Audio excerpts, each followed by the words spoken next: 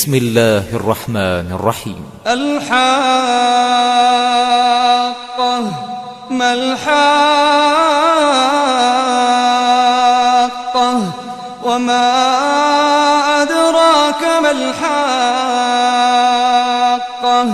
كذبت ثمود وعاد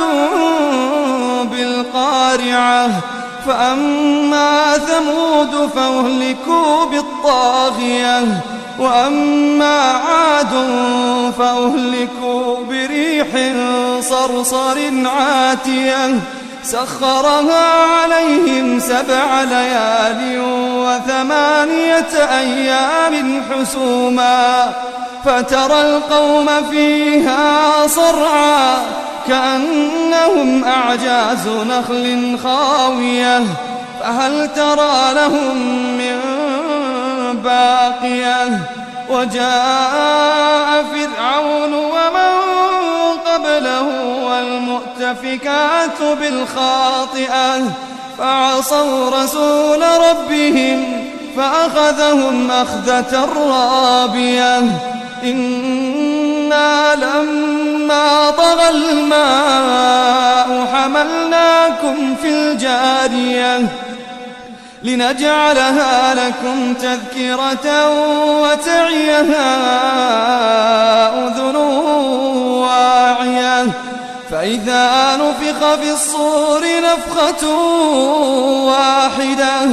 وحملت الأرض والجبال فدكتا دكة واحدة فيومئذ وقعت الواقعة وانشقت السماء فهي يومئذ واهية والملك على أرجائها ويحمل عرش ربك فوقهم يومئذ 8 يومئذ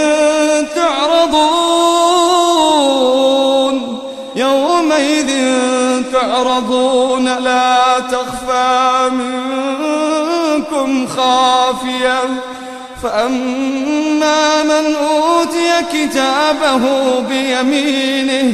فيقول هاؤم اقرءوا كتابيه إني ظننت أني ملاق حسابيه فهو في عيشة راضية في جنة عالية قطوفها دانية كلوا واشربوا هنيئا بما أسلفتم في الأيام الخالية فأما من أوتي كتابه بيمينه فيقول هاؤم اقرءوا كتابيه إني ظننت أني ملاق حسابيه فهو في عيشة راضية في جنة عالية قطوفها دانية كلوا واشربوا هنيئا بما أسلفتم في الأيام الخالية وأما من أوتي كتابه بشماله فيقول يا ليتني لم أوت كتابيه ولم أدر ما حسابيه يا ليتها كانت القاضية ما أغنى عني ماليه هلك عني سلطانيه خذوه فغلوه